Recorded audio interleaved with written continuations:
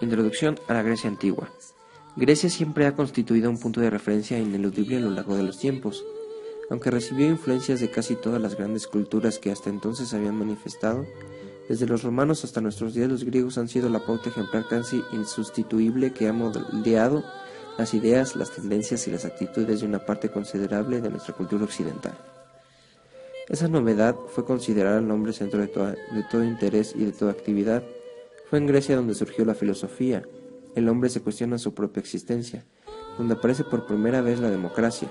El hombre se gobierna a sí mismo, donde el teatro se inspira en las pasiones humanas y los primeros historiadores narran las aventuras de sus semejantes, donde la belleza es una proporción a la medida del hombre y donde hasta los mismos dioses no fueron otra cosa que seres inmortales que simplemente jugaban a ser hombres con vicios y virtudes propios de estos.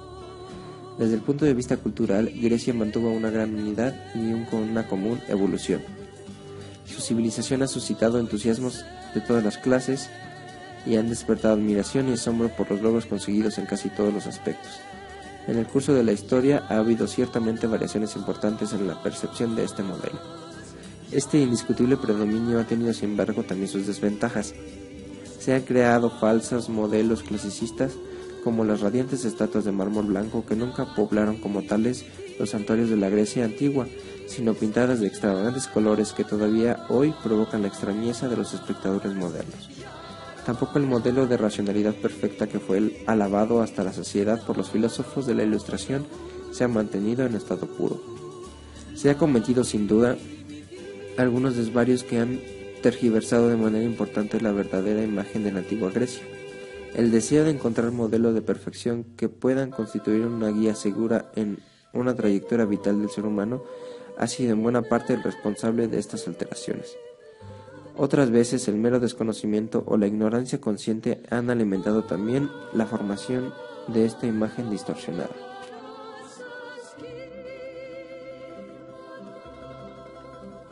El arte griego se divide en tres periodos: el periodo arcaico, del siglo VIII al siglo VI a.C., el periodo clásico, del siglo V al siglo IV a.C., el periodo helenístico, del siglo IV al siglo II a.C., el periodo arcaico.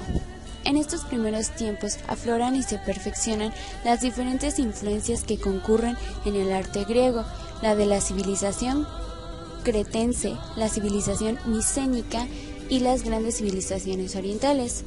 Es una época en la que el arte evoluciona el geometrismo y la abstracción hacia el naturalismo expresivo. El periodo clásico representa la culminación y perfeccionamiento de todas las manifestaciones artísticas griegas, tanto a nivel formal como técnico.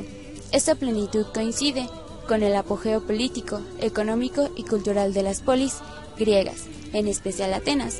En estos años nace la democracia como forma de organización política del Estado. El siglo V a.C. es el verdadero siglo de oro de la cultura griega. La decadencia política de las polis a lo largo del siglo IV a.C., consecuencia de las guerras del Peloponeso, marca un cambio en el arte que evoluciona hacia nuevas formas de expresión. El periodo helenístico supone una profunda transformación de la civilización y la cultura griega. El imperio creado por Alejandro Magno hará difusión de la cultura griega por un espacio geográfico que desbordó los estrechos límites de la época clásica. Con la cultura griega viajaron las formas artísticas y las soluciones técnicas ideadas por los griegos, que se convirtieron en el referente estético indiscutible en toda la cuenca mediterránea. Escultura.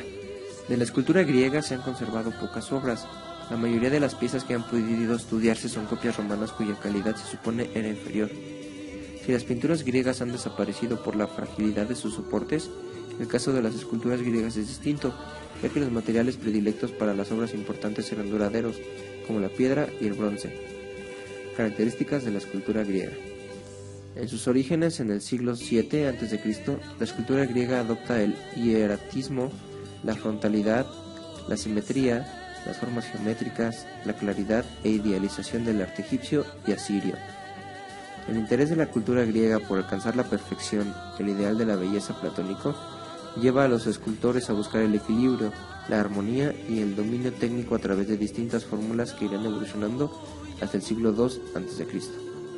Aunque la idealización es un constante del arte griego en favor de la claridad y la belleza, la tendencia será una mayor observación del natural y un incremento paulatino del efecto realista y la caracterización particular.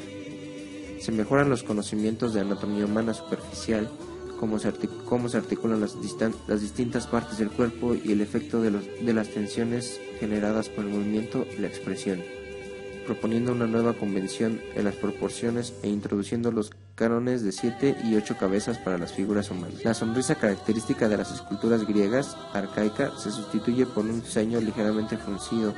Este gesto grave por una seriedad clásica que será imitada o reemplazada por el dramatismo según las distintas escuelas helenísticas posteriores. La frontalidad y la simetría se rompen con nuevos puntos de vista, el movimiento contenido de las figuras en tensión, los primeros estudios del contrapeso que equilibran una pose más relajada y la inclinación de nuevas posturas alternativas a las esculturas en pie. Las ropas irán ganando progresivamente independencia de las figuras, mutando la regularidad y monotonía arcaica por efectos ópticos de realismo. La arquitectura griega es una arquitectura simétrica, regular y adintelada, es decir, con techumbres.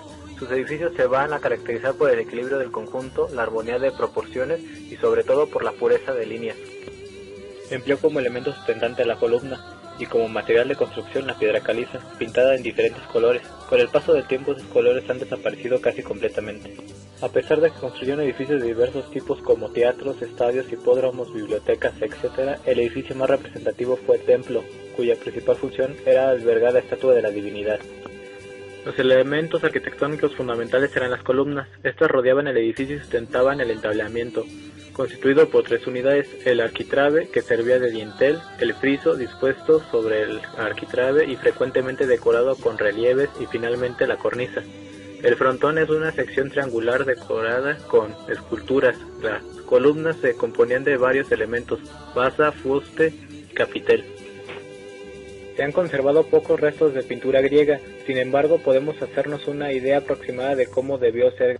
La pintura sobre cerámica representaba animales fantásticos, motivos vegetales, escenas mitológicas y de la vida cotidiana.